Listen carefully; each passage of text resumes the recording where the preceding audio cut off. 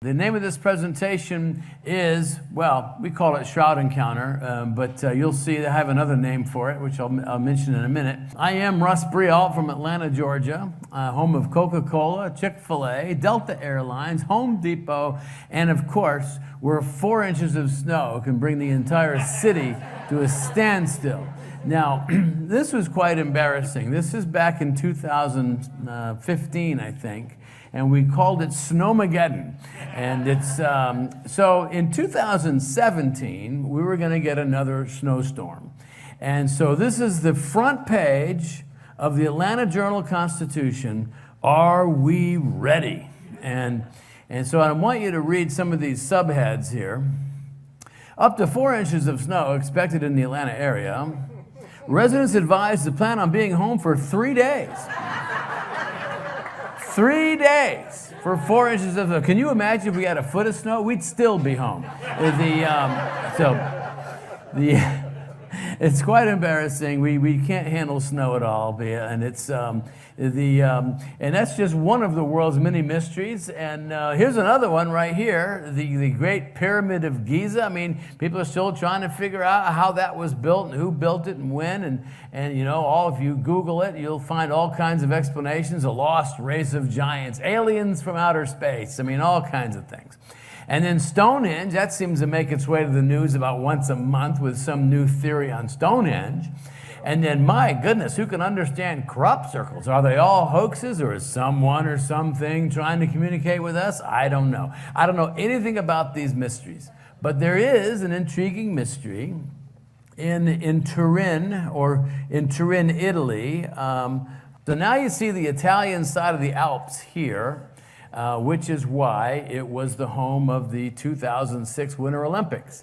And it's also the home of Fiat Motor Works. And so if you've ever been to Europe, you see these little Fiats running around everywhere. Well, they're all made right there in Turin. And how many of you know what Fiat stands for? Fix it again, Tony. Exactly.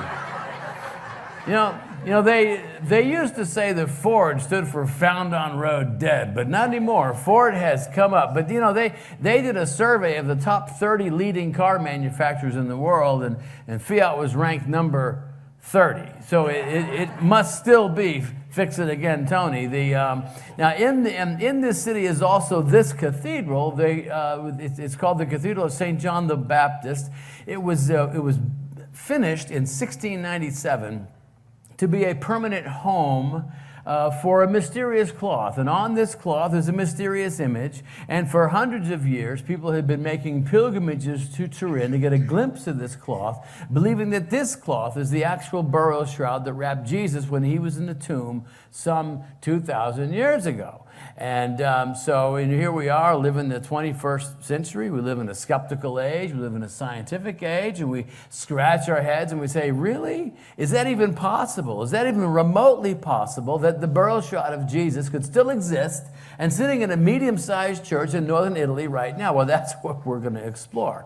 In fact, we're going to review the science. We're going to follow the historical trail. We're going to examine the body, going to analyze the blood, and we're going to consider what caused the image. Another name for this presentation is CSI Jerusalem, the case of the missing body. You know, circa 1st century, no one ever contested the empty tomb. The tomb was clearly empty. For those that couldn't wrap their heads around a resurrection, they just assumed that someone had taken or stolen the body.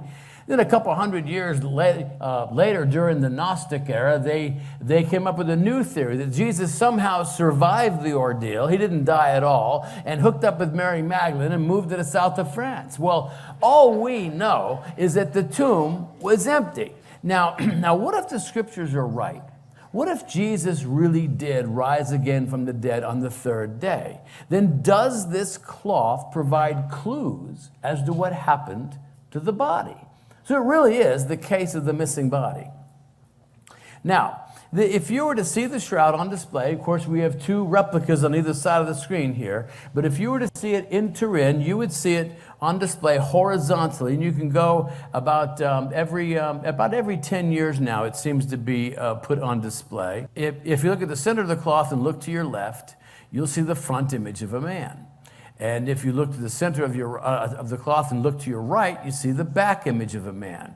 And so if we assume that the cloth is authentic, then this is probably how Jesus was laid on the cloth, on this portion of the cloth here, with this frontal image here wrapped over him lengthwise, such as we see in this diagram here. This might help explain how Jesus was wrapped in this cloth and how perhaps this image came to be. Now, let's just look at half the image and turn it vertical. A lot easier to understand it now. Clearly we see the hair and blood all into the forehead, into the hair. We see blood on the arms. We see a nail wound in the wrist. We see the hands. We see the legs. We see some blood down here by the feet. Now the shroud was in a fire in 1532. It was kept in a silver box, folded up and kept in a silver box, and the top of the box melted. And a glob of molten or melted silver fell down onto it, burning all the way through it, creating a series of 8 burns. And we see 4 of them here. And these are burns, and these lines are are scorch marks, and these triangular shapes are patches that are covering up holes made from the fire. And so the image lies in between these 2 parallel lines, which are nothing more than burns and scorch marks and patches. Now, during the fire, it was doused with water. So we have a pattern of water stains. There's a water stain over the knees here. It's very, very prominent. A water stain here, here, over the chest, above the head. And so just so you have an understanding of everything that's on the cloth. Now, right next to this patch is a side wound with blood flowing down from it. Now, what's interesting is that anytime you Google the shroud or look at a book or a magazine, you'll always see the face image. You sometimes see this image, which is the full frontal image.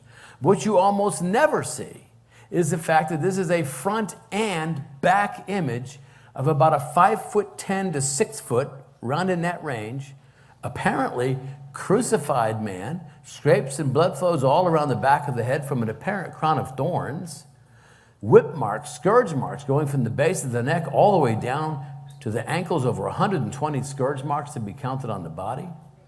Here's blood across the small of the back from that side wound. Here's the back of the left leg with the bottom of the left foot planted firmly against the cloth with two exit wounds for 2 nails, blood trailing off from this upper one here. Here's the back of the right leg somewhat elevated above the left leg with the bottom of the right heel as if one foot was placed upon the other. Now we have an understanding as to why so many people over the centuries have been intrigued. Could this be the image of Jesus? Well, if you're going to explore that possibility, you're going to have to start with Scripture itself. So what does the Scripture say? Joseph of Arimathea bought a long sheet of linen cloth, and taking Jesus' body down from the cross, he wrapped it in the cloth and laid it in a tomb that had been carved out of the rock. So what do we know? Now we know that Jesus was wrapped in a linen cloth, and the man who bought it was Joseph of Arimathea, a rich man. And so, obviously, Jesus was wrapped in a linen shroud. Now, this is a very important verse of Scripture. This is John chapter 20, verses 1 through 9. And I pose this question: what did they see? And it goes like this. Early Sunday morning, while it was still dark, Mary Magdalene came to the tomb and found that the stone was rolled aside from the entrance. She ran and found Simon Peter and me and said, "They have taken the Lord's body out of the tomb, and I don't know where they've put him." They? Who's they? She's going to tell the apostles that the body's gone. But so they is either the Romans or the Jews. But wait a minute. Her first reaction is that someone has taken or stolen this body. And so Peter and John run back down to the tomb. Now, they just don't peek in. They stoop. Here's how the verse goes. We ran to the tomb to see. I outran Peter and got there first and stooped and looked in and saw the linen clothes lying there. That's John. But I didn't go in. Then Simon Peter arrived and went on inside. He also noticed the clothes lying there. And then I went in too and saw and believed. Believed what? Well, believed that he had risen, or at least believed that something extraordinary had occurred. I mean, think about it. Had the shroud been stolen, as some people had alleged, then what would you have seen? You probably would have seen that cloth balled up and thrown into a corner. Or more likely than not, why would you unwrap a corpse? Wouldn't you just take the whole thing and run? And so when Peter and John got to the tomb, they would have seen nothing. So it begs the question then, what did John see that Mary apparently didn't see? It's something specifically related to the burial shroud. And so the ultimate question when it comes to the shroud is this: was the linen cloth lying there that was the first piece of evidence for John that Jesus had risen from the dead, was it only meant for Peter and John? Or was it meant for all people, the whole world, throughout all generations? That's the question. Was it only meant for Peter and John, or was it meant for you and me? You know, it's interesting. The scripture tells you a lot of things, but it doesn't tell you everything. And one thing that's not in scripture is any specific reference to an image on Jesus's linen shroud. So that's kind of a problem. So now we have to ask this question: how far back in time does the idea or the concept of Jesus leaving his image on his linen shroud, how far back in time does this go? Now, this is called the Mozarabic Rite of Holy Week. Now, this is a group of Arab Catholics that came from Egypt back in the 6th century. And this is how they translate the same verse of scripture, John chapter 20, verse 5 and 6. Peter ran with John to the tomb and saw the recent imprints of the dead and risen man on the linens. Well, now that's interesting. That's not in your translation of the Bible, but that's how they chose to translate John chapter 20, verse 5 and 6. Why? Based on something that they were aware of at the time. And that's kind of cool. Now, how many of you know that Jesus was Jewish? Raise your hands if you know that he was. Okay, good, because I think a lot of people think he was Italian or something. So we have to look at Jewish burial practices. And this, according to the Jewish way of death and mourning, says this: the Jewish tradition recognizes the democracy of death. It therefore will demand that all Jews be buried in the same type of garment, a simple white shroud. So get out of your mind any notion that the Jews wound their bodies with strips of linen like some kind of mummy. In fact, even the Egyptians were no longer doing that by the time the 1st century rolled around. But the Gospels are confusing. And I'm going to put up all 4 Gospels and you'll see what I'm talking about. Now, John 19:40 says that Jesus was buried according to the burial customs of the Jews. Here's all 4 Gospels. John 19:40 also says he was bound in strips. Well, there you go. It proves it. See, Jesus was wound just like a mummy. Well, not so fast, because Matthew says he was wrapped in a clean linen cloth. Luke says he wrapped the body in linen. Mark says, and then he bought fine linen and took him down and wrapped him in the linen. Only John mentions strips. So, and not in all translations. And so how are you going to reconcile this apparent contradiction? Now, how many of you remember the big miracle that occurred right before they determined that Jesus had to die? Lazarus, the raising of Lazarus from the dead. This was the monster miracle. I mean, this was like, oh my gosh. I mean, Lazarus was dead for 4 days by the time Jesus got to where he was entombed. And you know the story. Jesus says, roll the stone aside from the entrance. Lazarus, come forth. And out walks Lazarus, wearing his grave clothes, bound hand and foot.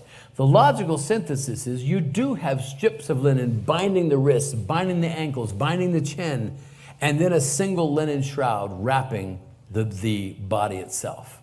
And so this would be consistent, especially with someone who died from violent death, where there's no removal of the clothes, no washing of the body. It's just a single linen shroud is wrapped around that body and placed in the ground or in the tomb that day. And so everything seems to be consistent with how the Jews would have buried their dead circa 1st century. and seems to line up with the gospel account. But here's what we all want to know, isn't it? Here's the central question. Is the Shroud of Turin simply a pious fraud, some kind of religious artwork of some kind? Or is it the most important archaeological artifact in the world, hidden in plain sight, hidden by controversy and confusion instead of dirt and debris? I mean, think about it. We're still looking for Noah's Ark. I mean, allegedly there's sightings, I suppose, in mountains of Ararat in Turkey. And then we're still looking for the Ark of the Covenant. But the burial shroud that has wrapped the crucified and risen Son of God could be sitting in a medium-sized church right now in northern Italy, and the world at large barely knows about it. Why? Controversy and confusion. You see, the problem is that no matter how much science we apply to the shroud, we can never prove absolutely that it is in fact the burial shroud of Jesus. Now, why is that? Because we don't have the DNA of Jesus to match it up with anything we might extract from the shroud. Now, we know we did DNA analysis in 1995. It is, in fact, human male DNA. But that doesn't mean it's Jesus. All we know is that it's human male DNA. And but here's what we can do. We can prove what it's not, and then you can decide what it is. 1978, the shroud was on exhibit for 6 weeks. 3.5 million people came to see it. You could view it above the altar behind bulletproof glass. You could stay up front here for just a couple minutes, and then you'd have to move along. You could sit in back of the cathedral for as long as you want.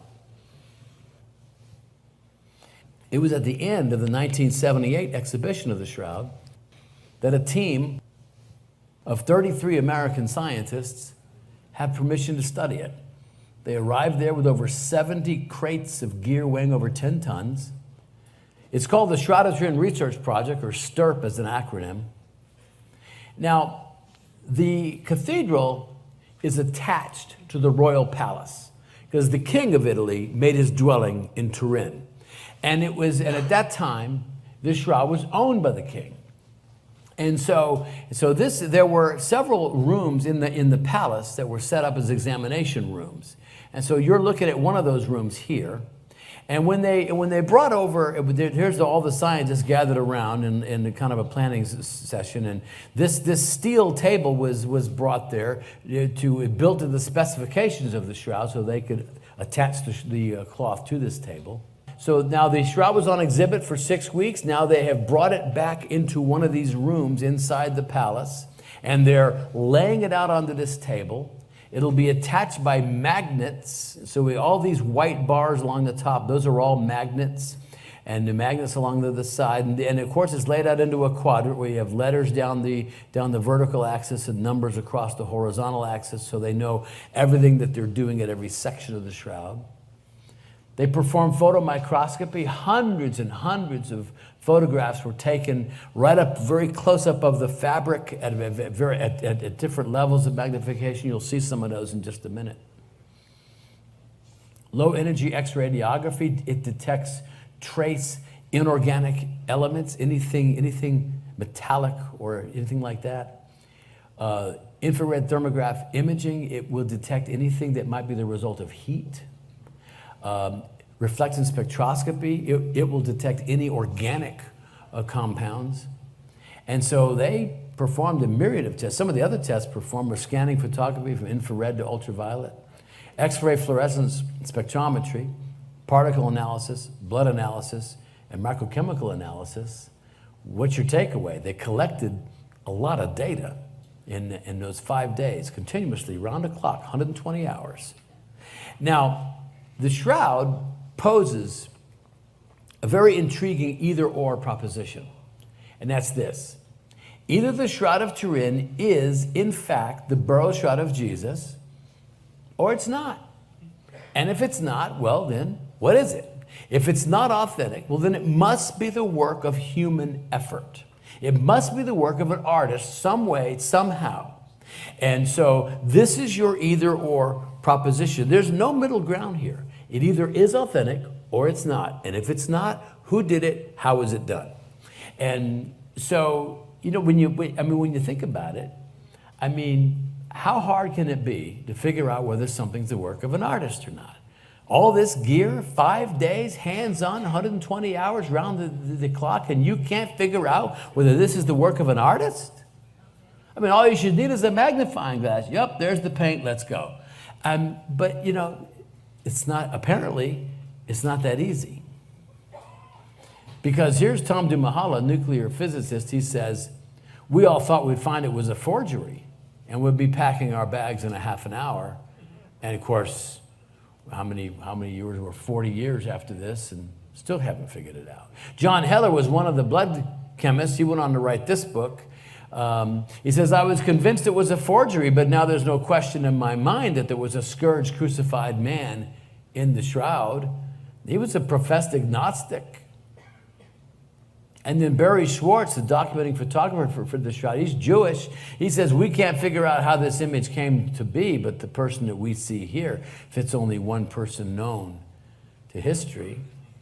And the official conclusion of the Shroud Project rendered in 1981, 3 years after they collected all their data. We can conclude for now that the shroud image is that of a real human form of a scourged, crucified man. It is not the product of an artist. The bloodstains are composed of hemoglobin and give a positive test for serum albumin. Well, the plot certainly thickens now.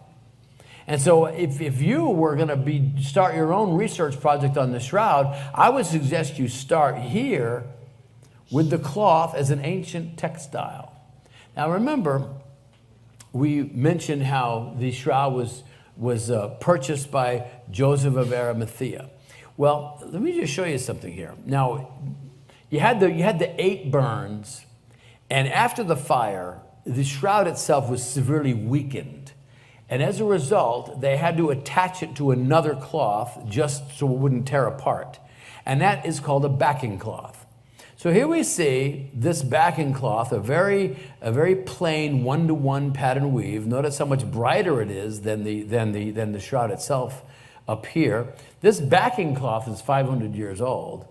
And then we see the shroud is stitched to the backing cloth. But notice how the shroud is a very distinctive zigzag pattern weave. It's a 3-to-1 herringbone pattern weave, doable in 1st century using 1st century loom technology, but it's expensive to do and therefore rare. And what does the scripture say? Joseph of Arimathea, a rich man, purchased a fine linen cloth. Everything about the manufacture of the shroud would indicate that this is one of the finest fabrics you could buy at the time, simply because of the way that it was woven. Here's what we all want to know, right? What caused the image? Is it the work of an artist? If yes, how was it done? What substances were used?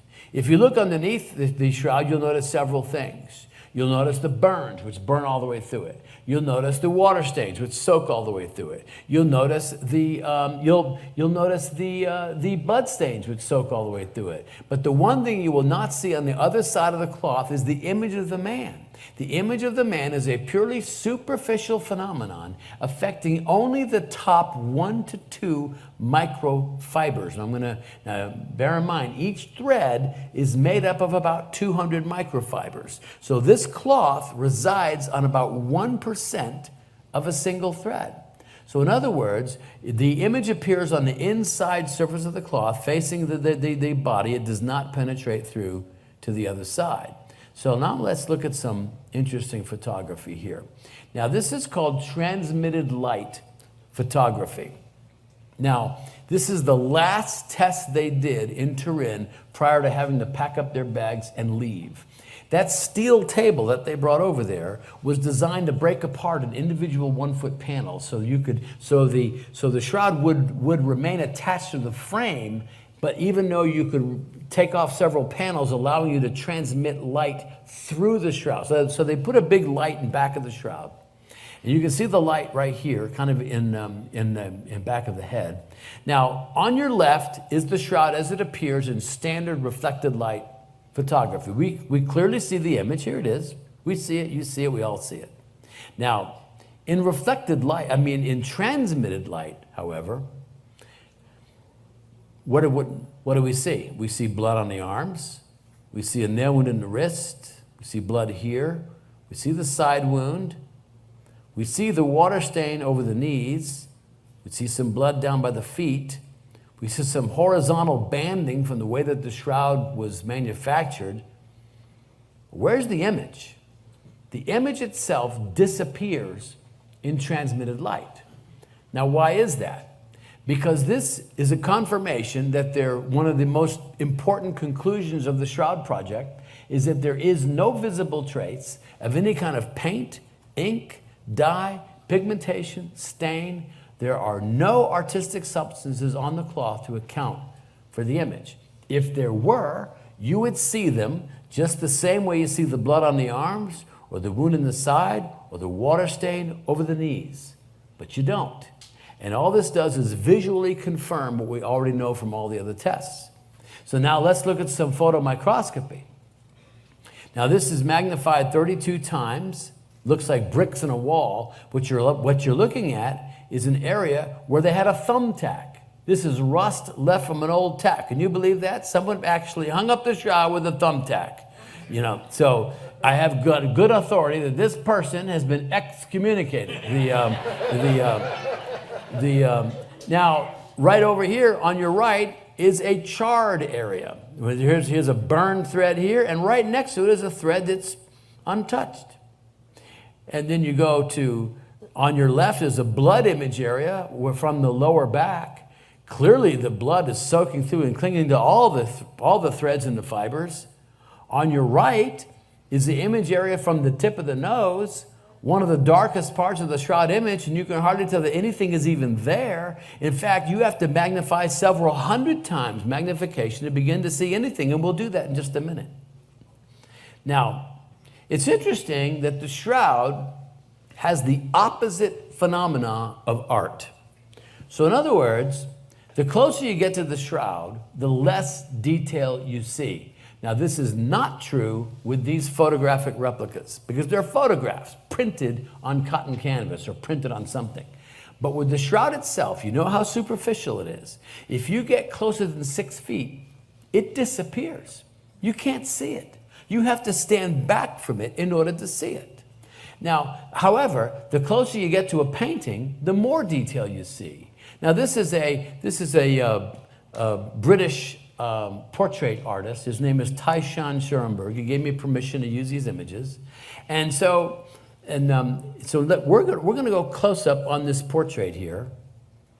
Clearly we see the paint, the brush strokes, the different colors, the different densities of the paint. Clearly this is an artwork. You go to the shroud, nothing. Back to a painting, no question. I mean, the paint's obvious. Back to the shroud, nothing. Now let's drill down several hundred times magnification into looking at a single thread, and we see some yellowing on the very tops of the top 1 to 2 microfibers. Appears to be a yellowing, and the best chemistry we have right now is that something has caused the accelerated dehydration and oxidation of the linen fibers composing the linen cloth, but only in those areas immediately surrounding a body. So in other words, the image appears because something has brought about a discoloration of the cloth. Now what that is anyone's guess. Now, the beginning of the science of the shroud really didn't begin until 1898, when the shroud was photographed for the very first time.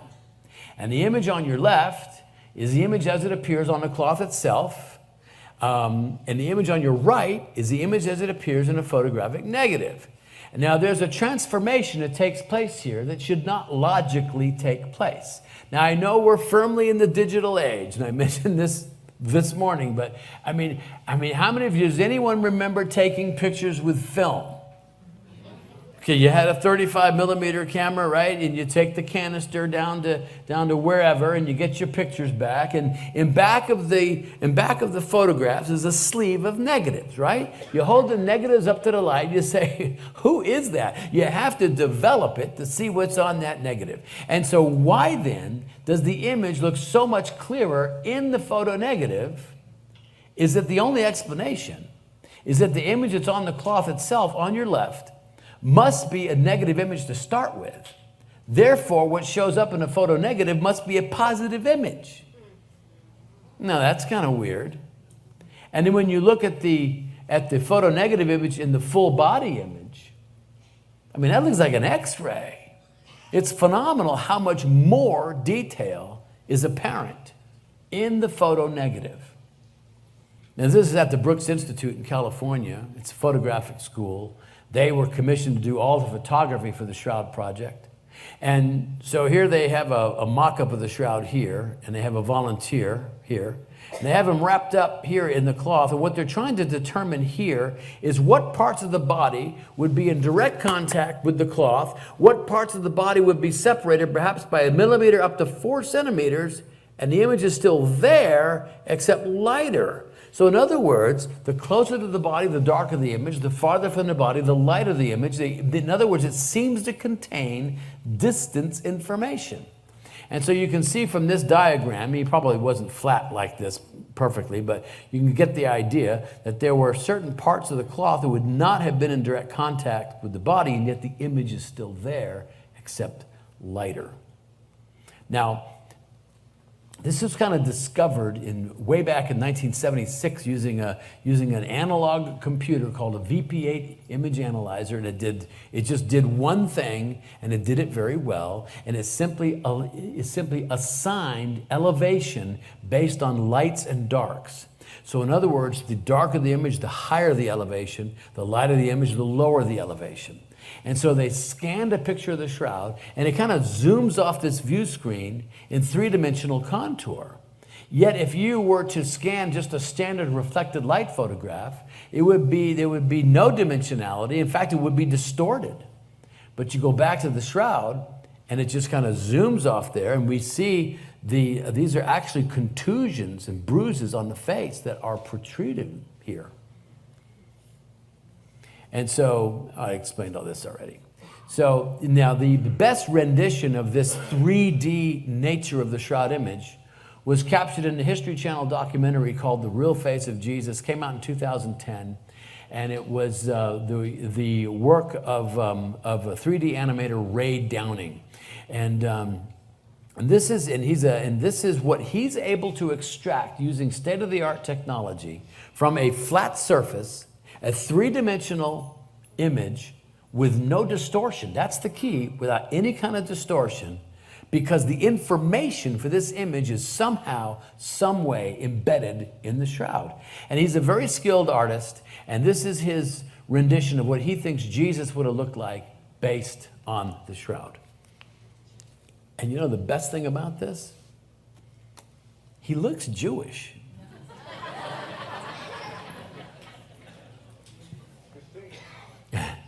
Now, what about the blood? Is the blood just paint? What evidence is there to prove that the blood on the Shroud is actual blood?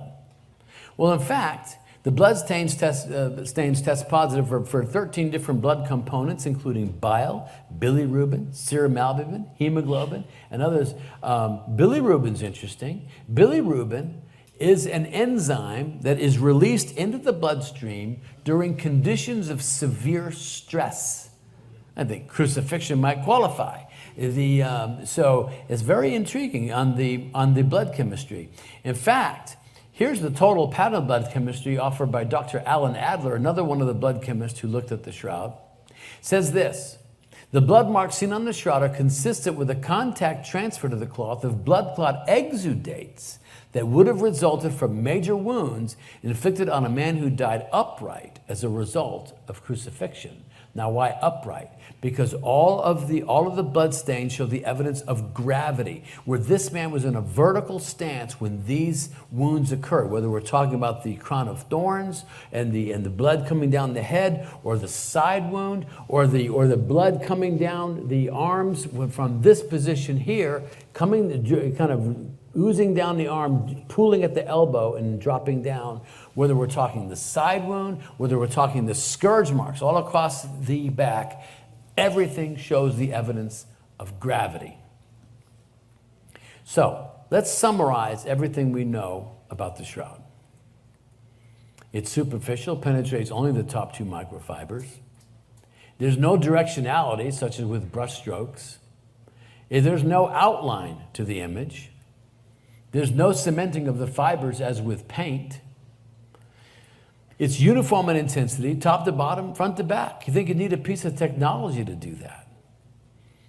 There's no variations in density as with known artworks, and you saw that portrait from Titian Schoenberg. There's no particles between the threads, such as a dust rubbing. There's no capillary action, no evidence that any liquids were applied to the cloth to bring forth the image. There's no paint binder present, nothing to bind any substances to the cloth. It's a negative image with distance information encoded. It's blood from actual wounds. And it's AB blood type with human male DNA. We talked about that already. And there's no image under the blood. No image under the blood. That's interesting. That tells you something. That tells you the order of events.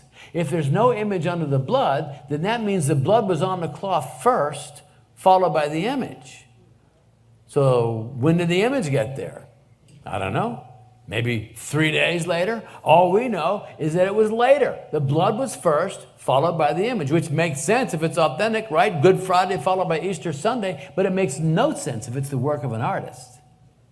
In fact, there's been, numerous attempts by various people to show how some artists could have fabricated the image, and they're all pretty terrible. And but they all make the same mistake. They craft their image and then they paint the blood where it's supposed to go. No. That's not. Blood first, then image. You do that and you've accomplished something.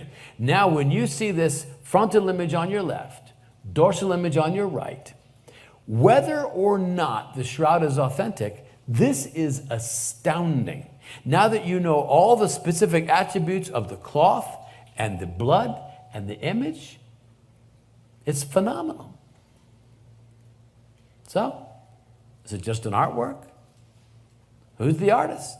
He's not identified. He must have predated Leonardo by several hundred years. How did he do it? Still don't know how.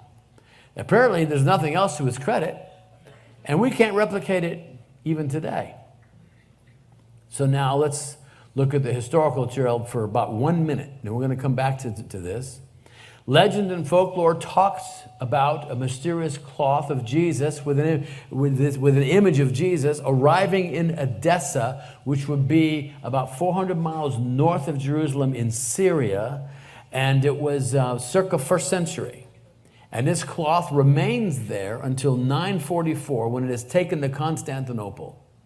And in 1204, it is stolen by the French during the Fourth Crusade, goes underground for a while, and then reappears in Lorraine, France in 1350. Well, it shows up in 53, but goes on display in 1356, and then moves to Chambéry, France in 1450, ultimately to Turin in 1578. Now, this is the probable historical trail if we assume that the shroud is authentic. But I got to tell you, folks, we got a problem. And that problem is carbon dating. In 1988, it was carbon dated by 3 different carbon dating labs, and they said it had a date range of 1260 to 1390. So I guess that's the end of the lecture. We can all go home. Unless tonight, my name is Paul Harvey. I'm going to tell you the rest of the story. Now, if you're under the age of 40, you probably don't even know who Paul Harvey is. You have to ask somebody. But I guess eventually I'm going to have to retire that line. But basically what it is that I'm going to tell you what was supposed to happen versus what actually happened. And now the original protocol that was agreed to in 1985 was completely ignored. They were supposed to cut at least 3 different samples from 3 different locations on the shroud. They didn't do that. So what did they do? This is the general area that was used to cut the shroud. Can you see my arrow? There it is. Okay. And, this is the general area used to cut the shroud. And I need to give you a historical parenthesis here. The shroud was in private ownership from 1450 until 1983. That's over 500 years. It was owned by the Savoy family. And all the kings of Italy came out of the Savoy family, either by blood or by marriage. And so it appears that one of the Savoys went a little crazy in the early 1500s and started cutting off chunks of the shroud. A big chunk here on your far left, and another big chunk on the far right, and to cut these up into little snippets. And these snippets were given away as royal gifts, and they would have been considered a first-class relic. So they had great value. So now this is the section cut out in the 1500s. This section right here, cut out in 1973 for textile analysis. And then the section cut for carbon dating is right in here, right in this darkened area adjacent to the seam, which runs the entire length of the shroud. We don't even know when that seam was put in. But notice in this darkened area here, now here's a diagram of what they did. 3 little postage stamp size samples were cut and sent to the labs. This larger sample was cut but was not carbon dated. That's called the reserve sample. And so now why is this a problem? So I'm going to show you the way that the shroud was exhibited over the centuries. Now these are etchings in silk and copper, and these particular etchings date from 1578 to 1842. Now this is when the shroud first arrives in Turin from Chambéry, France, and it arrives there in 1578 with great fanfare. Now I think the entire church is up here on the platform. Everyone's grabbing a hold of it, and I've put this big red arrow here to draw your attention to this corner. And now let's look at the very next year, 1579. It was on exhibit again. And it's, I appreciate the lovely bath towel they have Jesus wrapped in here, but just pay attention to this corner where they're grabbing and holding the shroud. Now, May 4th was the official feast day of the Holy Shroud, and so every year, for hundreds of years, it was brought out on May 4th, the official feast day. They would build a platform here, and they would exhibit it out here in the royal courtyard until that cathedral was finished in 1697, then it was exhibited inside. And so notice how they're all just holding it up for the crowds to see. And sometimes crowds would reach 60,000 people would come to Turin on May 4th to see and venerate this what they believed was a relic of the crucifixion. And it's now, because it was owned by the Savoy family, they would also bring it out to bless royal weddings. And so here's a royal wedding from 1684. Notice this guy's got just grabbing a big handful of it right there at that precise corner. In fact, the shroud was held, exhibited this exact way, with people holding it up manually over 275 times from 1418 until 1694. And it wasn't the same person holding it. He would hold it for about an hour, and then someone else would step up, and he would begin, or she would begin to hold it. And so no doubt, how many thousands of hands have held this cloth at that precise corner. So if you were looking for the worst possible sample location, you would cut from one of those 2 top outside corners, which of course is what they did. And so now enter Ray Rogers, thermal chemist with Los Alamos National Laboratory. He begins to suspect that maybe there's something awry with this corner. He obtains a thread sample from the main body of the shroud, and he also obtains a thread sample from the middle of the, remember the reserve sample, the sample that was cut but not carbon dated. He obtains a thread sample from the middle of the reserve sample and compares those 2 threads, and they're not the same. What are we talking about? And so, in other words, he writes this up in a peer-reviewed journal in 2005, and this is what he says. In 1988, radiocarbon laboratories at Arizona, Cambridge, and Zurich, they determined the age of a sample from the Shroud of Turin.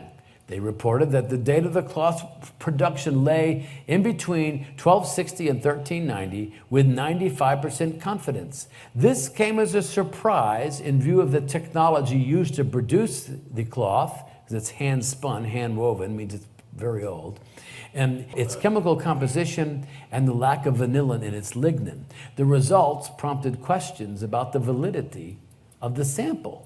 He goes on, but here's the punchline. The radiocarbon sample was not part of the original cloth of the Shroud of Turin. The radiocarbon date was thus not valid for determining the true age of the shroud. What in the world is he talking about? In other words, it appears that we have all the ingredients for some kind of a medieval repair or some kind of a medieval reweave of some kind, because there's cotton mixed in with the shroud in that corner, but there's no cotton anywhere else on the shroud. The shroud is made out of flax.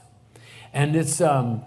there's a madder root dye on the surface of the threads, perhaps to blend in the brighter, newer cotton threads, to blend them in, to darken them, to blend in with the yellowed flax threads.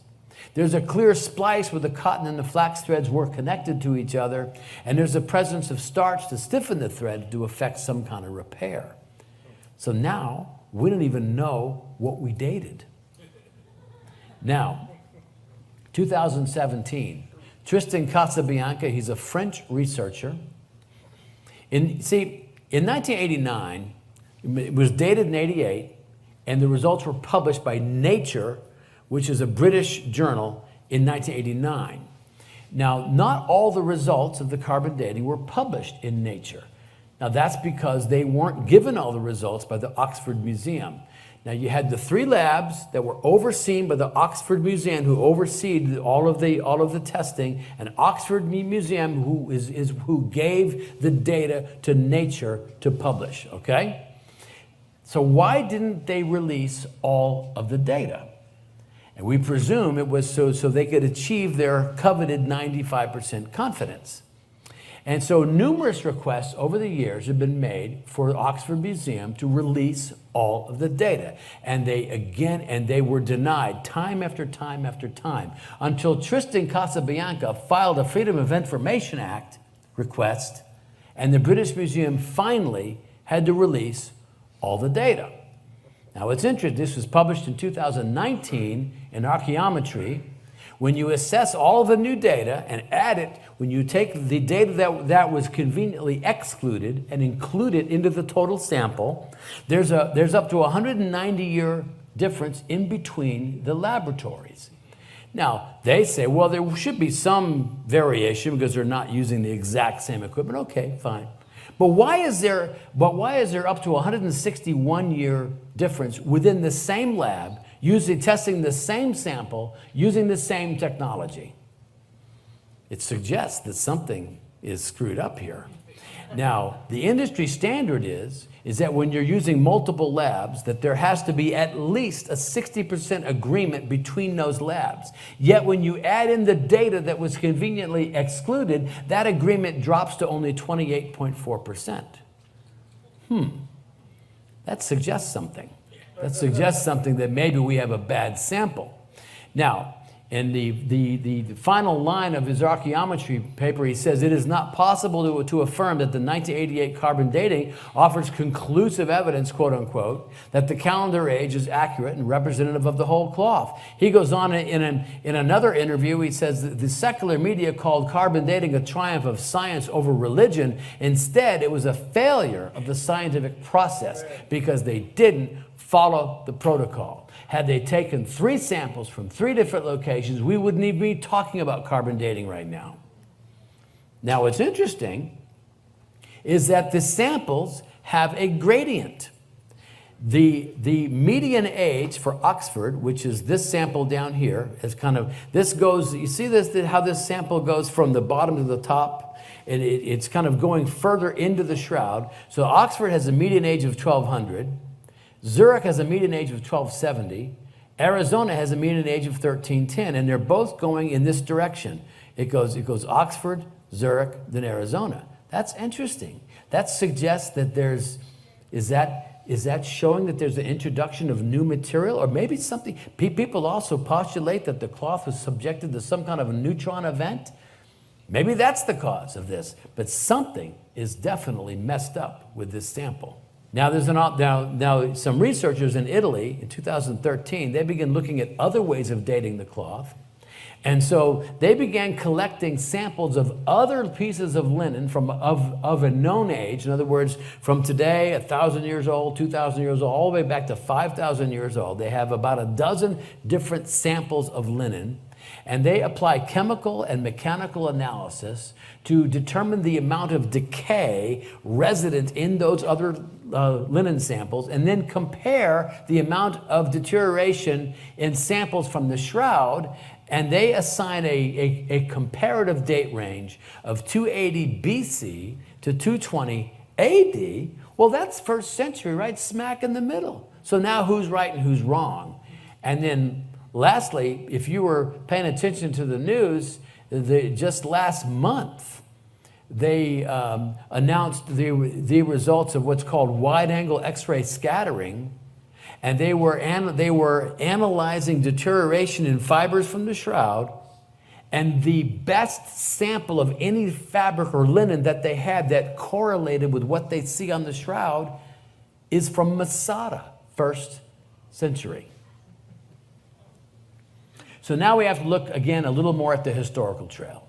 What evidence is there to prove that the shroud existed prior to the date range indicated by carbon dating? Now we're back to this slide here, and we're going to talk about the legend of Abgar, King Abgar. Now that's interesting. Let's start off with scripture. Matthew 4:24 says, news about Jesus spread all over Syria, and people brought to him all who were ill with various sicknesses, and he healed them. Now the legend goes is that Abgar was the king of the city-state of Edessa, about, like I said, about 400 miles north of Jerusalem, and he was dying of leprosy. And so he sends a messenger down to Edessa, down to Jerusalem, to find Jesus, to ask Jesus if he would come back and bring and heal the king. Well, Jesus basically responds and dictates a answer back to Ananias, who is the messenger, and says, sorry, I'd love to come, but I have other plans. But I will send someone later to bring healing to you and your family. And so later on, it was the apostle Jude, along with this messenger called Ananias, who brings a cloth back to Edessa with a mysterious image on it. And Abgar is healed of leprosy. He becomes a believer. And so now this is a kind of a modern day Orthodox icon image of here's St. Jude presenting a kind of a picture of the fates of Jesus to Abgar. And then anytime you see an icon image, now if anyone here come from Catholic background, okay, so there are icon images for all your saints and things, and an icon image will depict what they believe that saint looked like, and then also what that saint was known for. So for instance, if you see an icon image of Saint Francis, he was the friend of, anytime you see an icon of Saint Francis, he's going to have animals everywhere and a bird on his shoulder, because because it seemed that he had animals loved him for some reason. Here's an icon image of Jude, and he always has an image of Jesus on his chest. And this goes back to this Abgar story of Jude bringing this cloth to Abgar circa 1st century, and is responsible for his healing. Now, as fate would have it, however, is that Abgar eventually dies by natural means. His second son takes the throne. He doesn't like this Christianity stuff very much, and so he resorts back to paganism, and so persecution now begins in Edessa. And so this infant church that had been established now takes this cloth, and they hide it above the west gate of the citadel, and it is hidden away. And in back of a big stone, it was put into a metal box and put in a big stone in front of it, and it was forgotten about. And so in 525, a severe flood hits that city. And in the rebuilding of the city, they rediscover above the west gate in the citadel a mysterious cloth with a mysterious image on it. Well, now we're 200 years past Constantine. It's safe to be a Christian now. And so this becomes known as the image of Edessa. And it is described as the true likeness of Christ, not made by human hands, often referred to simply as the true likeness. Now, from this moment on, from 525 on, or early 6th century, all of your icons of Jesus change. And they change dramatically to show long hair, full beard, large hollow eyes, long flattened nose, stylistically looking very similar to what we see on the shroud. When you look at pictures of Jesus from the catacombs, circa 2nd and 3rd century, here, Jesus, the good shepherd, clean shaven, short hair. Here's the woman touching the hem of his garment. Jesus, clean shaven, short hair. Here's from the 4th century. Jesus is pictured here in between Peter and Paul. He's got long hair, but he's clean shaven. Here's another one from 4th century Spain. Long hair, or longish, not really long, but clean shaven. Here's a 5th century mosaic. I'm really digging the mullet here. Who knew that mullets were in back then? But he's clean shaven. And then, now here's from the 5th century. This is a church on the far side of Italy in Ravenna. And notice this is from the 5th century mosaic. Jesus pictured like short hair, no beard, looking like the Roman god Apollo. Same exact church. 100 years later, everything changes. Long hair, full beard, large hollow eyes, flattened nose. Why? Because now the true likeness has been revealed. And if you're an icon painter, you're not going to paint a picture of Jesus any way dissimilar to what has now become known as the true likeness. And so all of your Byzantine icons of Jesus change stylistically, and you're very familiar with these. And it is from this true likeness is why even today we picture Jesus with long hair, a full beard. Now, this is a Roman coin, 1st century. This is a coin from Emperor Nero. And notice how he's in profile view. Profile means a side view. You're looking at the side. And so I did a screenshot of Roman coins. And they're all in profile, every one of them. Yet, the first coins minted with the image of Jesus on it from 692 show him front-facing, just as we see on the shroud, just as the true likeness would have shown. And this is a coin called the Tremesis coin. The question is here, what was the die cutter looking at? What was the model for his coin when he crafted the mold for this coin? What was he looking at? And I look at this Tremesis coin, I'm saying, man, that is the shroud. Look at that. And this is called the Solidus coin on your right, about 145 points of congruence. On the Tremesis, 180. In other words, if you were to line these two images up over each other, overlay them, you would see 180 points where they exactly line up. But I want to show you something so distinctive, so unique to the shroud, that the die cutter picks it up and puts it into his coin 700 years older than the alleged carbon date. It's a double line across the neck, double line across the neck, double line across the neck on the shroud. It's nothing more than a fold mark. And the die cutter picks it up, puts it into his coin 1,400 years ago, 700 years older than the oldest carbon date. Now, it's been said that this image of Edessa, this true likeness, was only a face image. In the early stages, that's all people saw, for the most part, is because it was called a tetradiplume, meaning doubled in 4. If you double the shroud in 4, this is all you're going to see. Is just probably about from here to here, from the top of the head down to the top of the chest. So now let's look at some historical writings. So from the 4th century, now these, by the way, are going to blow your mind. Just warning you. 4th century, Pope Sylvester in 325, by papal decree, the church should celebrate the holy sacrifice of the Mass, representing the body and blood of Christ on a linen cloth as if it were the clean shroud of Christ. So knowledge of the shroud was in existence in the early 4th century, in fact, becomes part of the sacrament of the Mass. You go into any Protestant church, any Catholic church, any Orthodox church, and that altar is going to be covered with a linen cloth that represents the burial shroud of Jesus, and it dates all the way back to 325.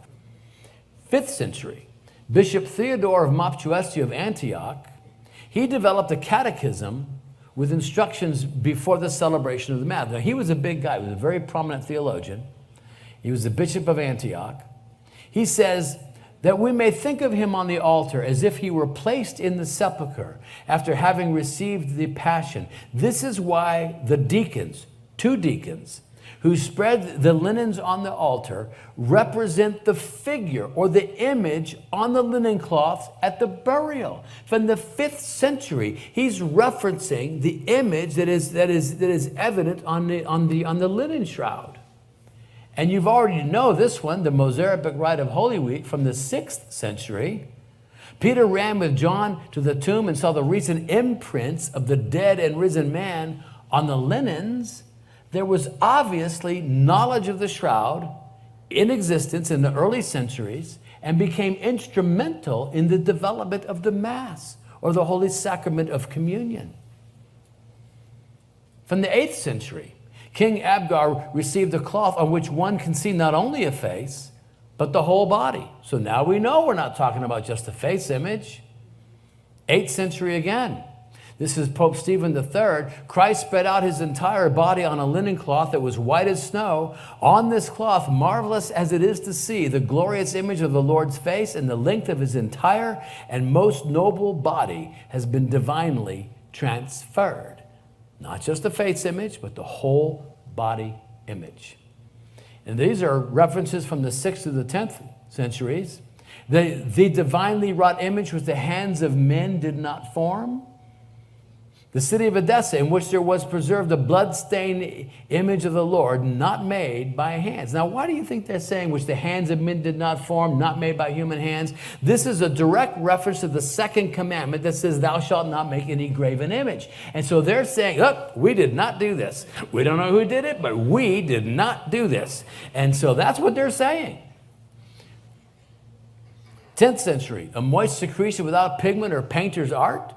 That's beginning to sound really familiar. And then the 10th century again, he was barely able to make out an outline. And you know, if you get closer than 6 feet, you can't see it. Now, by 944, Edessa had fallen to Islam. And the emperor in Constantinople was concerned about the well-being of this most holy of all Christian relics, the true likeness.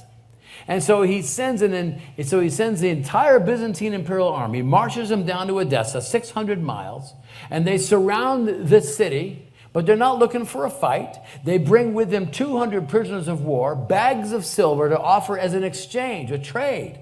And the Muslims were pretty sharp, and they said, we'll take that deal. And so without any kind of bloodshed, they return to Constantinople on August 16th of 944 with great fanfare and celebration. They're parading through the city, and they finally arrive at the palace. And now this is a very crude painting here, but I want to show you what's here. If you can see here, the man on your left in blue is the general, and this is the army to his left.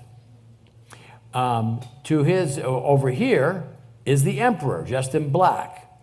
In between the emperor and the general is a 3rd face image, telling us that there's an image on this cloth. But wait a minute, this is not a small cloth. Notice that it's draped over the emperor's arm several times, or draped all the way over the general's back. So we're talking about a long linen cloth with the face at the center of it, kind of where we see it on the shroud. Now, August 16th, 944, same time, this is the same celebration. This is August 16th. This is the same event. That evening in the palace, Gregory, the archdeacon of the Hagia Sophia, he delivered a sermon that night. And what they did, he was up on the platform next to the emperor's throne. They lay the shroud out on the emperor's throne and crown it with the emperor's crown. And then he's standing next to this cloth, and he's pointing things out. And this is his sermon.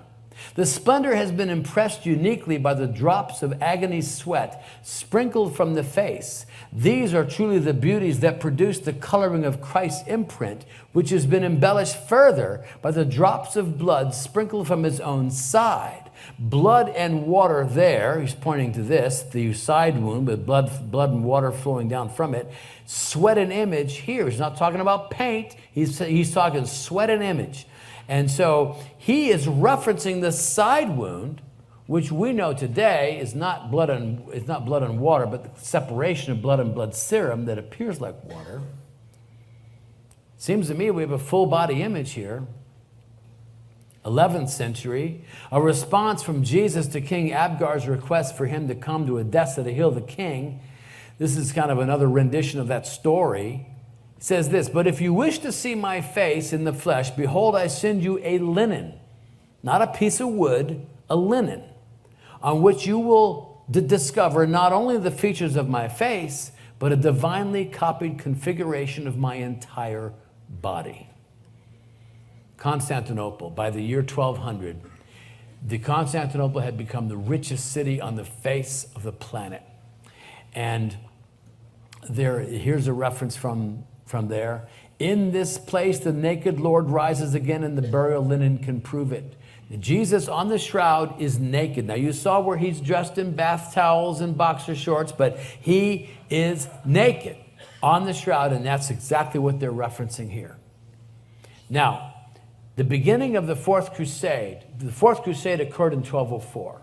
The terrible event should never have happened.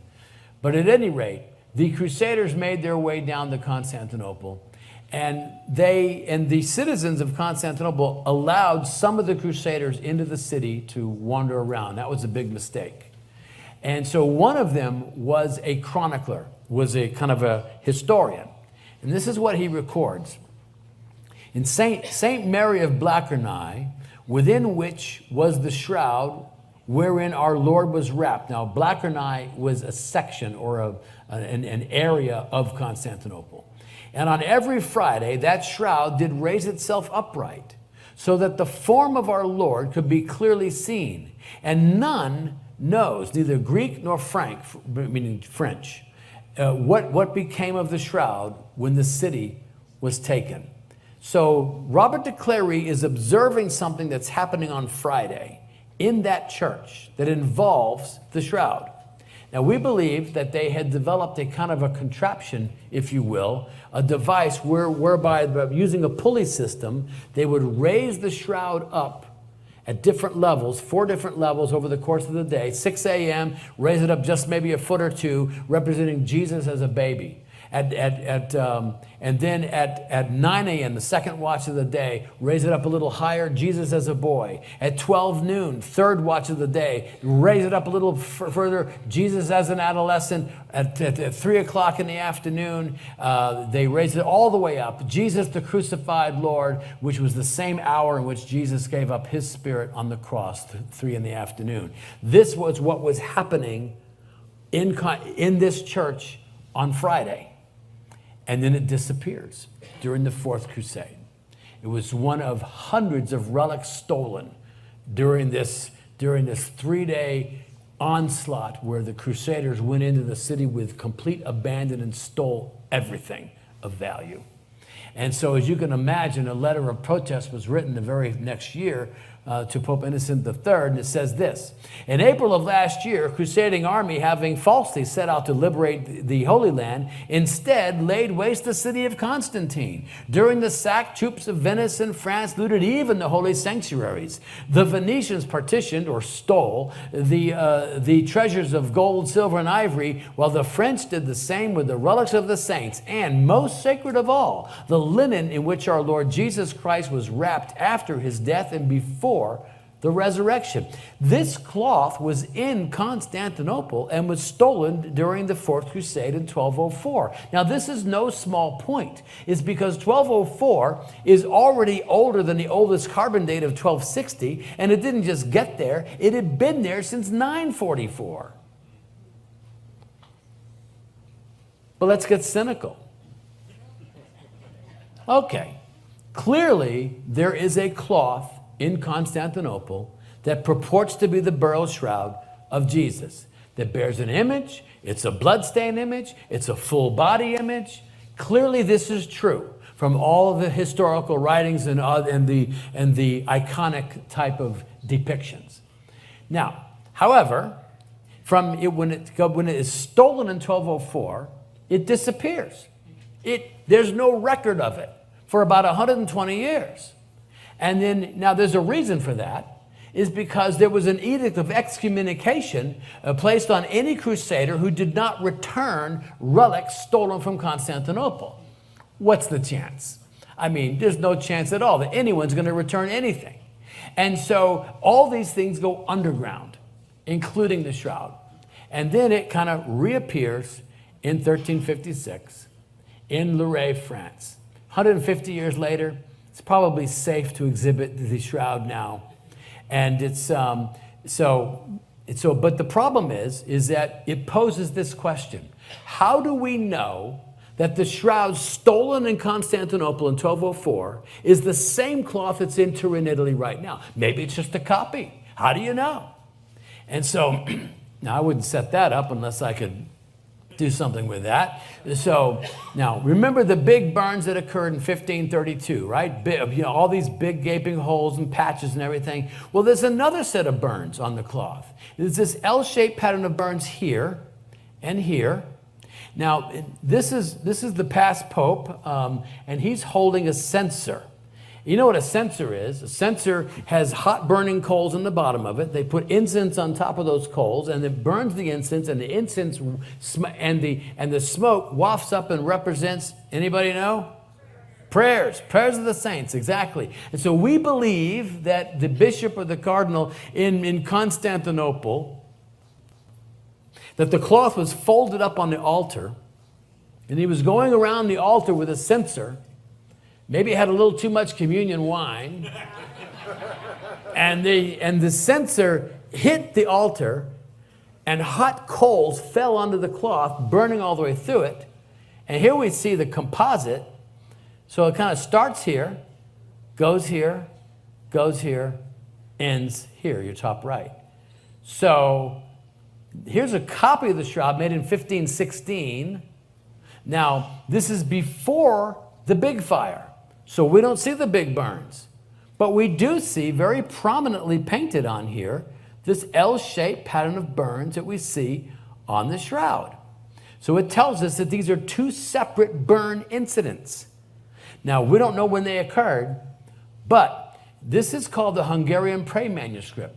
It's the first book ever bound in the Hungarian language from 1192, and it just simply documents the history of the Hungarian people. But there are also picture codexes of the life of Christ. And so there's a scene 1 up above where Jesus is laid out on his burial shroud. Scene 2 down below, Jesus is wrapped in his burial shroud. So let's drill down on these. Let's go up to that top panel. And we see the image of a naked man. Jesus is on the shroud. He's naked. We see his hands over the pelvis, just as we see him on the shroud. We also see 4 fingers and no thumbs. And on the shroud itself, you see 4 fingers and no thumbs. Now, why is this? Because now we know that the nail going through the palm of the hand will not hold the weight of a crucified man. It'll eventually rip through the fleshy part of the fingers, and the body's going to end up on the ground. So they learned that the nail had to be in the wrist. And here we see it in the wrist. But what happens is when the nail goes through the wrist, it partially cuts the nerves and tendons and causes the thumbs to jerk into the center of the palm, and no doubt excruciating. But at either point on the shroud image where thumbs could be visible, there are no thumbs visible. Now this is the bottom panel. Now superimposed, this is Mary Magdalene here in the middle. To her left is Mary, the mother of James, and to her further to the left, or your right, is Salome. This is an angel on the on your far left over here. But superimposed over Mary's arm is a face image. It's telling us that there's an image inside this cloth. Now, these zigzag lines correlate with the very distinctive herringbone pattern weave of the shroud.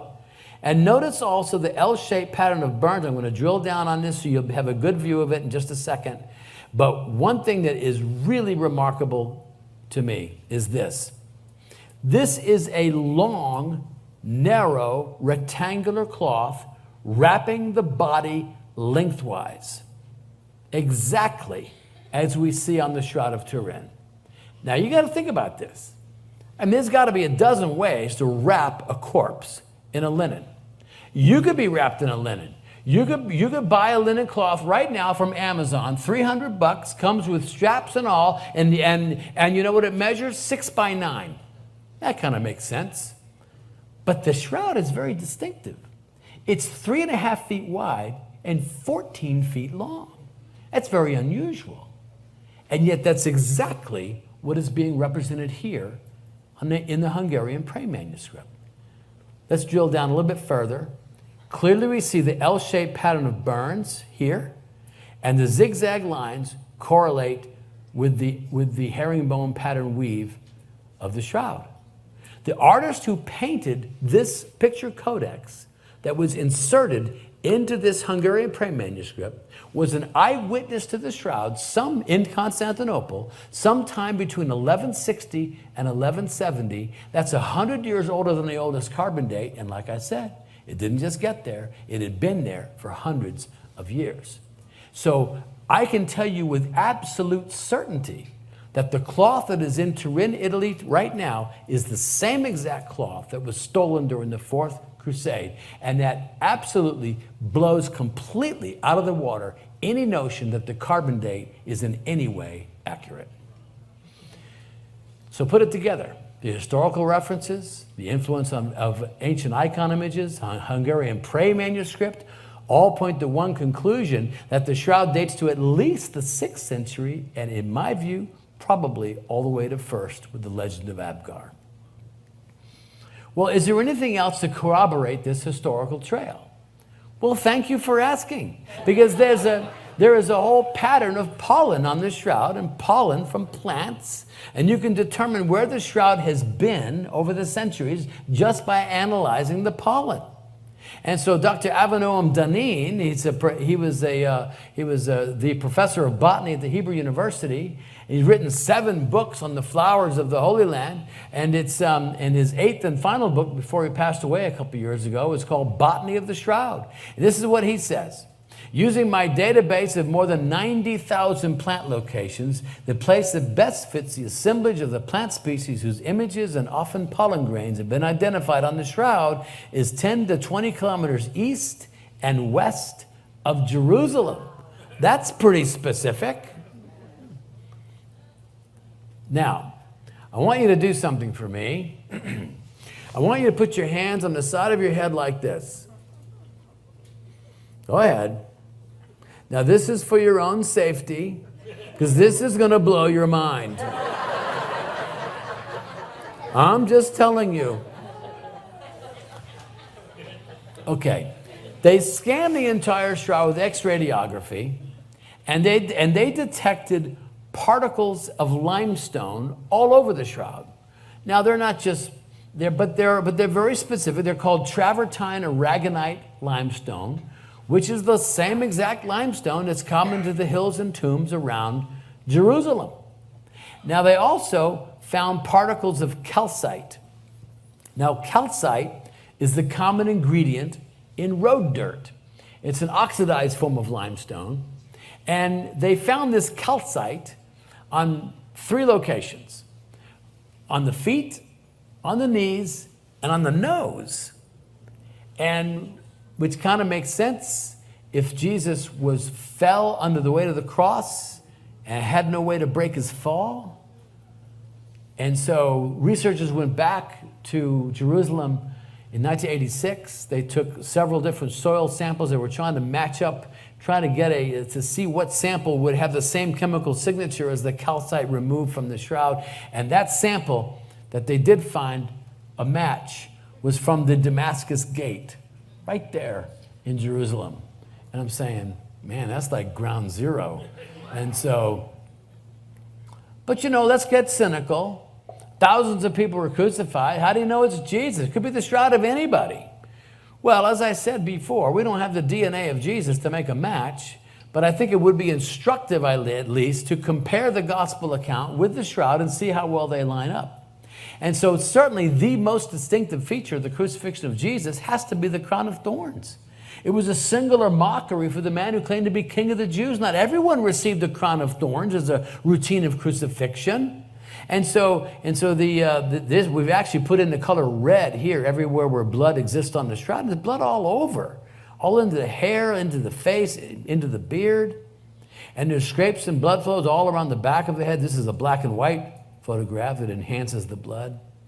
And it probably looked a little more like this. Not a nice, neat little wreath, but just a bulky clump of thorns jammed on his head. And here's what the scripture says. And they twisted together a crown of thorns, and they set it on his head. And they put a staff in his right hand, and knelt in front of him and mocked him. "Hail, King of the Jews," they said. And then they spit on him and took the staff and struck him on the head again and again. Can you imagine this? We know Jesus was severely scourged. Scourge marks going from the base of the neck all the way down to the ankles. All these marks are scourge marks, whip marks. 2 men on either side of him, one taller than the other based on the different angles of the scourge. Using a Roman flagrum as a wooden base with 3 leather thongs that come out with it, tipped with either bits of bone or metal, usually sheep knuckles. I grabbed some stills from the Passion of the Christ movie, and people complained that the movie was unrealistic. It was too violent. Well, I don't know. Based on the shroud, it seems pretty accurate.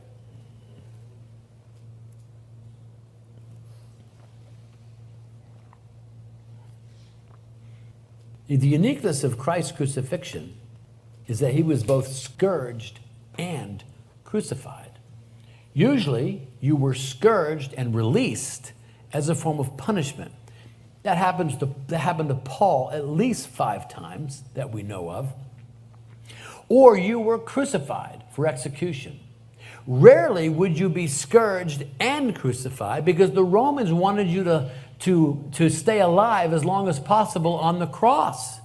In fact, here, this is absolute true. They would put a little wooden wedge up here on the cross to make it easier for you to stand up there. Now, notice how Jesus is all scourged up in the foreground here, but the thief, one of the 2 thieves, he's untouched. Why was Jesus scourged so badly? Because Pontius Pilate, the Roman governor of Judea, didn't think Jesus was guilty of a crime worthy of capital punishment. He didn't want to kill him.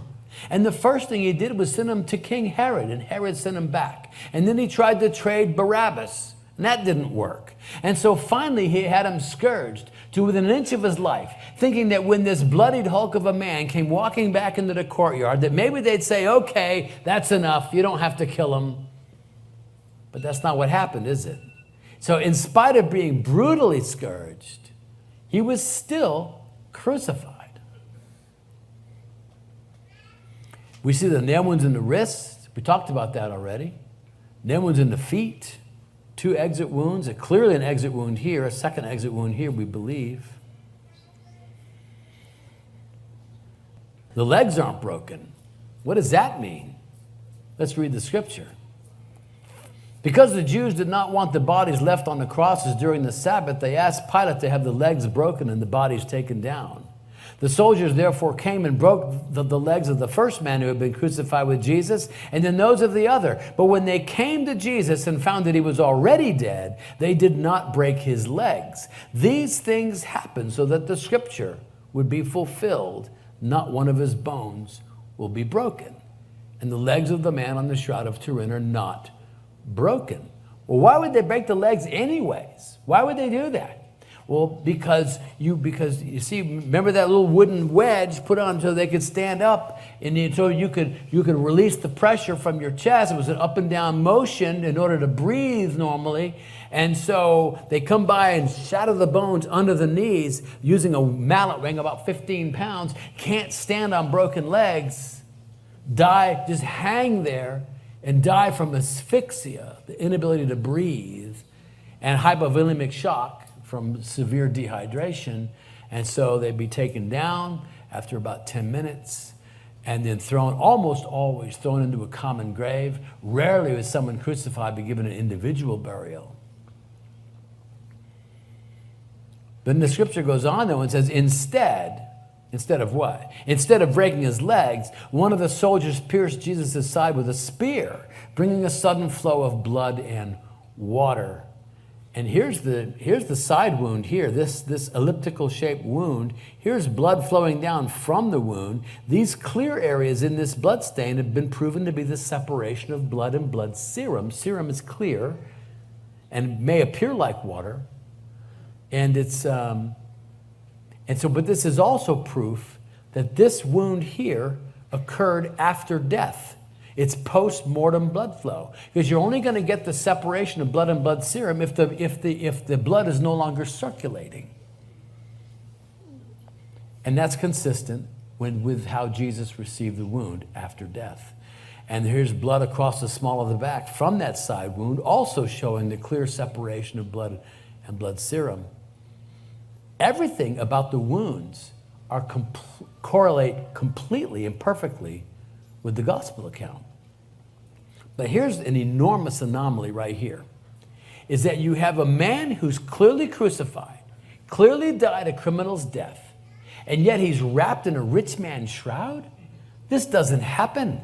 It doesn't. In fact, it's so unique. It's even a fulfillment of biblical prophecy in Isaiah 53:9. It says he was assigned a grave with the wicked and with the rich in his death. How do you do that? Crucified, criminal's death, in between two thieves, yet wrapped in a rich man's shroud and placed in a rich man's tomb.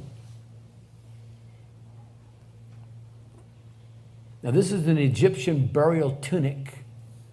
There's about 75 of these in the Museum of Cairo. They all date to about the 2nd century. And these are burial tunics associated with Coptic Christians. And now notice the only thing we see here that is suggestive of anything is large swirling stains of decomposition with the body decomposed through the cloth over the years. On the Shroud of Turin, there are no stains of decomposition.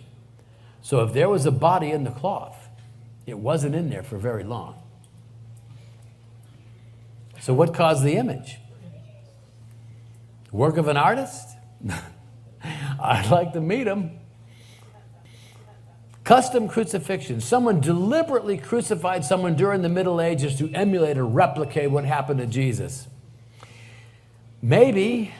But as far as we know, corpses don't make images on linen shrouds. They don't. They make smudges, if anything at all.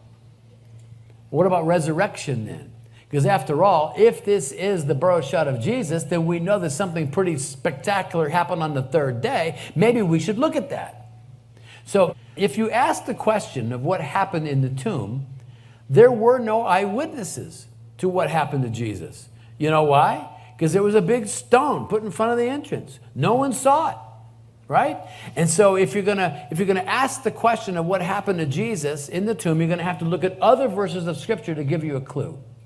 And so here's a description of the angel. It says, an angel of the Lord came down from heaven and going to the tomb, rolled back the stone and sat on it. His appearance was like lightning, and his clothes were white as snow. That may be a clue. Now, here's the Mount of Transfiguration. This incident occurred about 6 months before Jesus was crucified. Peter, James, and John are at the bottom of the hill. Jesus was up to the top of the hill, and the scripture says, and he was transfigured before them, and his face shone like the sun, and his garments became as white as light. Jesus transformed into a being of light before the crucifixion. Now, how does he appear to Saul, who becomes Paul, in the book of Acts, when Paul's on the road to Damascus? This is 4 or 5 years after the crucifixion.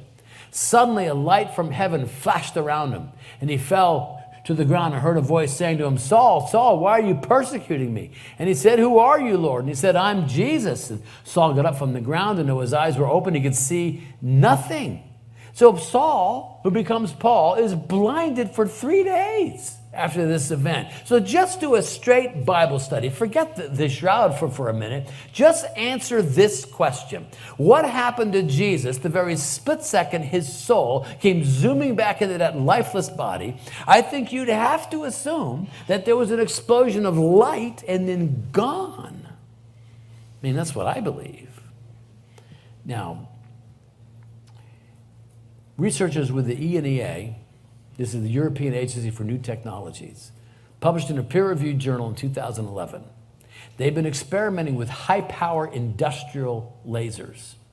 And these are excimer pulse lasers. It could like blow a hole through that wall.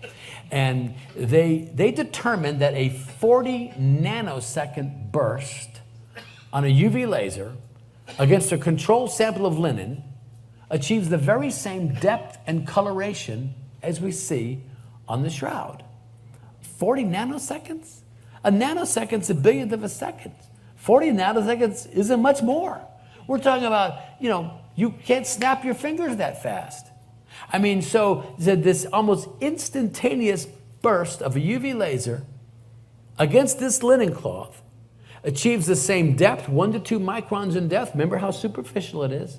And the same coloration. And I'm saying, now that's a cool piece of data.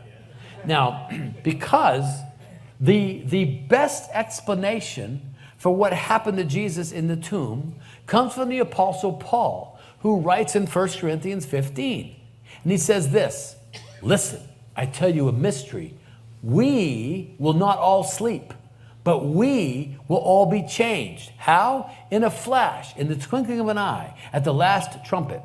For the trumpet will sound and the dead will be raised imperishable and we will be changed. Paul is talking about an instantaneous transformational event at the end of the age. Hasn't even happened yet. But this is exactly what happened to Jesus in the tomb. Now, how do I know that? Because Jesus is called the first fruits of the resurrection. If he's the first fruits, then that means we are the rest of the fruit that comes later at the end of the age. That's cool. Sunday evening. They just killed Jesus on Friday. The apostles are huddled in this upper room.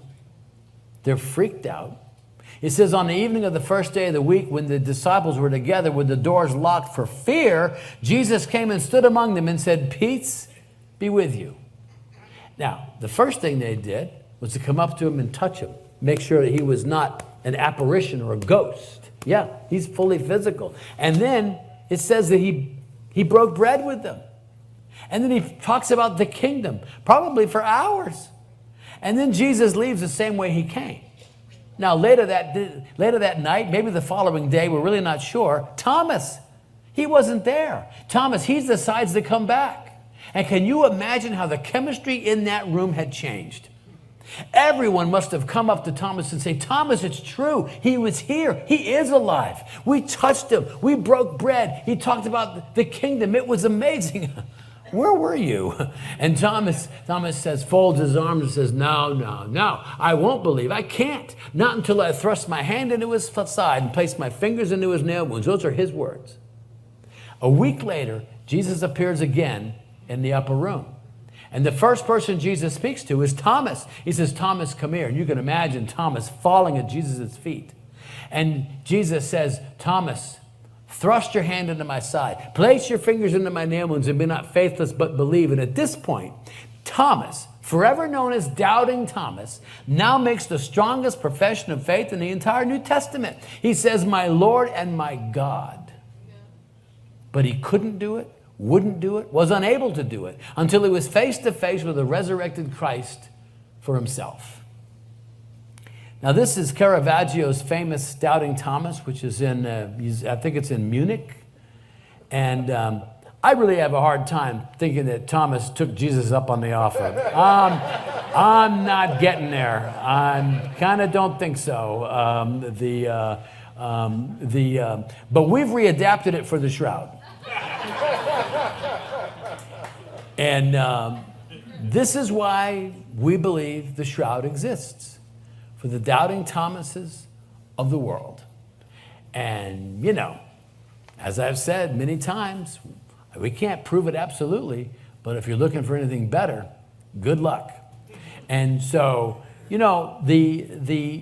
don't know if the shroud's authentic or not, but I sure have a hard time believing that it's the work of some medieval artist.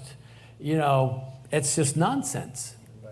But here's what I know for sure, is that the message of the shroud is identical to the gospel. There is no difference. And that message is very specific. It's past, present, and future. So when we look at the past, we see that it harkens back to a historical event. And that event is the literal, physical resurrection of Jesus from the dead. Now, there are many people in the world, millions, who say, why do I have to believe that Jesus rose again in some supernatural resurrection? Why can't I simply believe that he was a good man who did good things? And I submit to you, you can believe whatever you want. But if that's all you believe about Jesus, it's not enough. Now, why do I say it's not enough? It's because if Jesus is not risen, he's dead. And a dead Jesus can offer you or me nothing.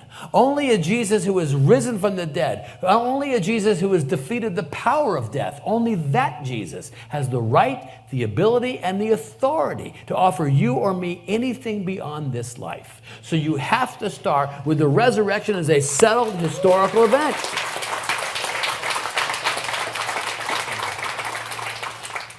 And you don't need the shroud. The shroud's nice, but you have the testimony of all the apostles who died as martyrs for that exact same testimony. But the message of the shroud is also future.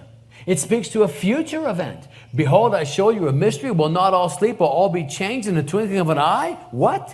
So I believe not only does the shroud look past to a historical event, it takes us into the future to a future event, the promise of our own future resurrection. And so maybe part of the message of the shroud is prophetic, saying, get ready. But the most important part of it is in the now.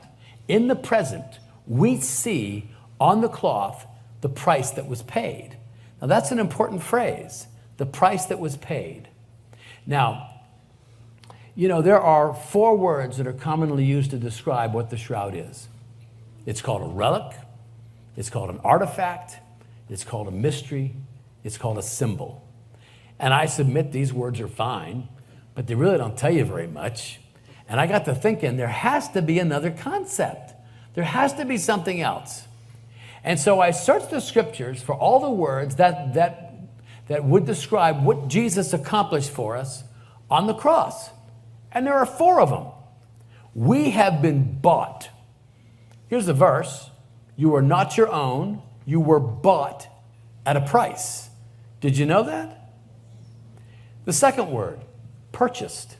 Therefore take heed to yourselves and all the flock, or the church, which he purchased with his own blood. Now that tells you the currency used. The currency to make the purchase was his own blood.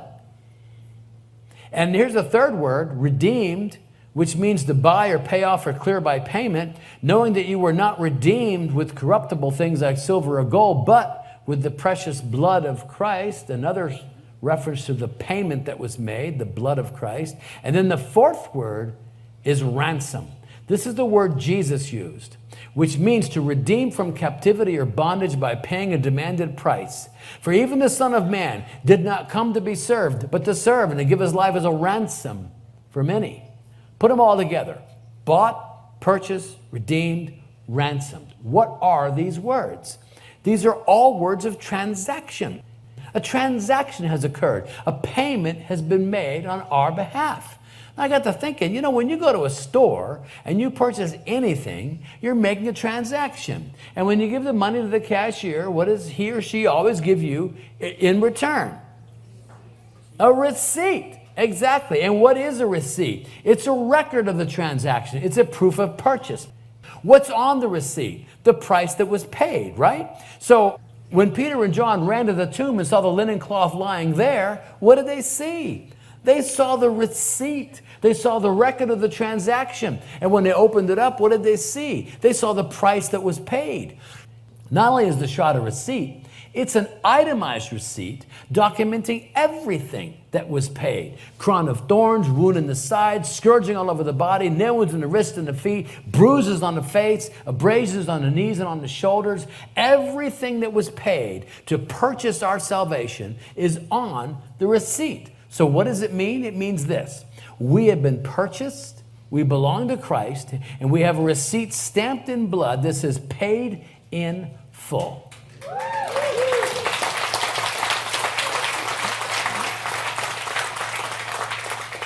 And let me just clinch it with this. The last word Jesus spoke on the cross is a Greek word. It's tetelestai, which is often translated as it is finished, but it also means paid in full. Exact same word.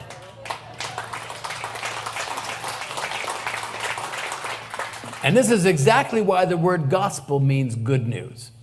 Because it means this, that your debt of sin, no matter how big or little it may be, has been completely paid for at the cross.